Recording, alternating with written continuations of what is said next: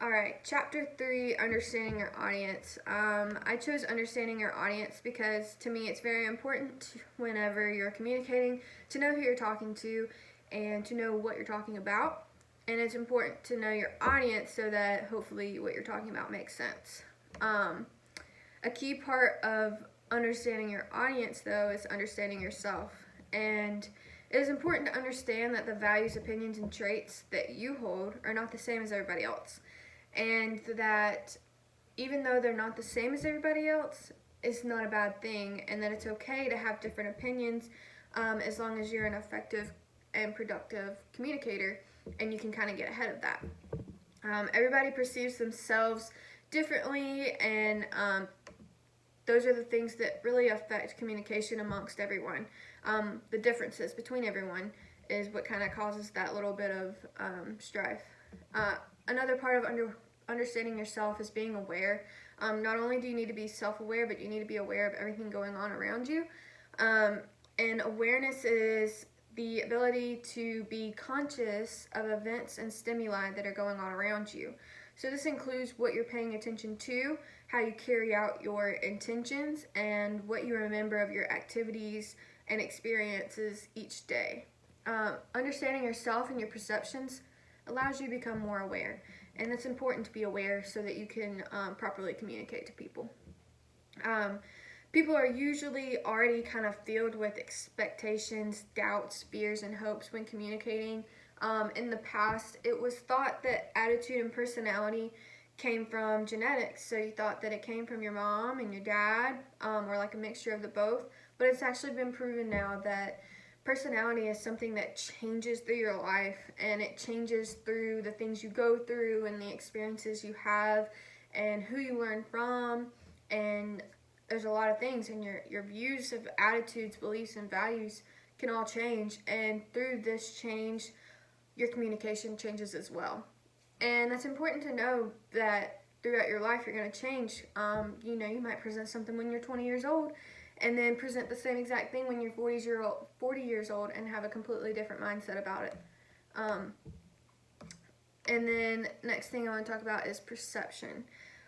Perception, this is moving on from understanding yourself and kind of starting to move into how to understand your audience.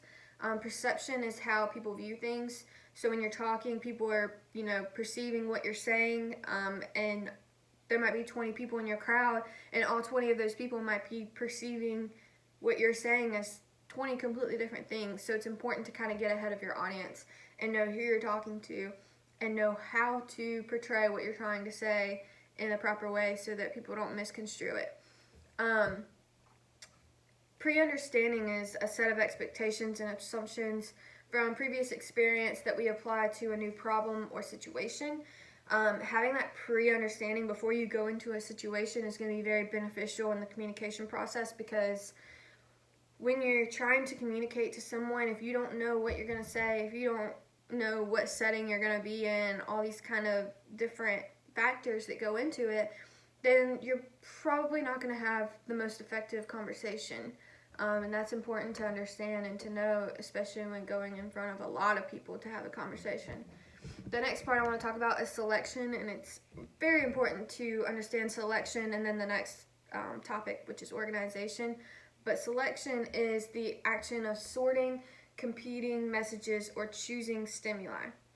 Selection is important because in this process, you are selecting the setting, you're selecting the content, you have to pay attention to all the stimuli that could be going on in the room, and it is important to know to select the right thing for each subject, each topic, in order to be an effective communicator. Organization is the part that I really want to talk about because that is something that I really struggle with. Organization is super important when communicating. It allows the listener the chance to better understand what you're trying to say and to follow your point a little better.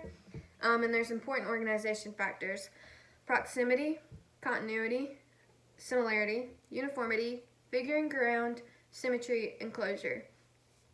Basically what that means is You want to try and stay close to the subject. You don't want to drift off too far and go down too many rabbit trails. You want to have a continuous line of speech, one that doesn't break up too much and one that doesn't kind of stop and go too much. And then you want to have some similarity and uniformity when you're talking. And then figure and ground. You have to have your ground place and you have to have your figure. It's kind of like a map, you have to have somewhere to start and you have to have somewhere to keep going. And then you want to have symmetry and closure. And when you're closing tends to be the hardest thing for me. I don't know where to end my conversation a lot of the time, and it ends awkwardly with me being like, okay, I'm done now. But all those are very important when getting to know your audience or preparing to go to your audience with a conversation.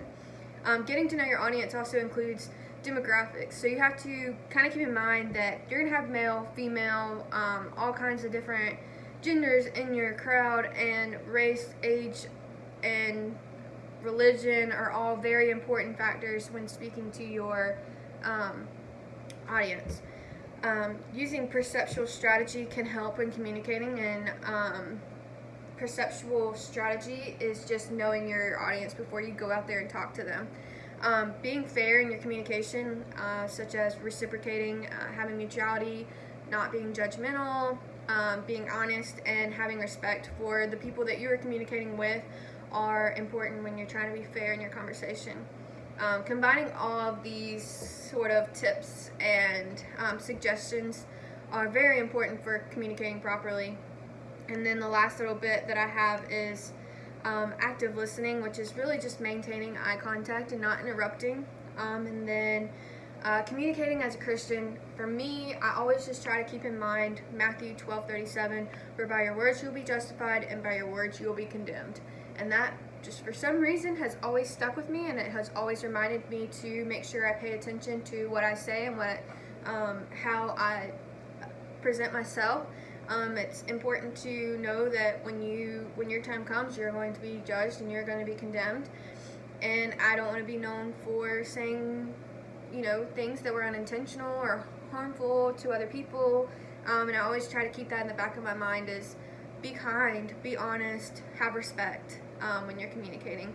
And all of these tips and suggestions that the book gave us are extremely beneficial to becoming a good communicator.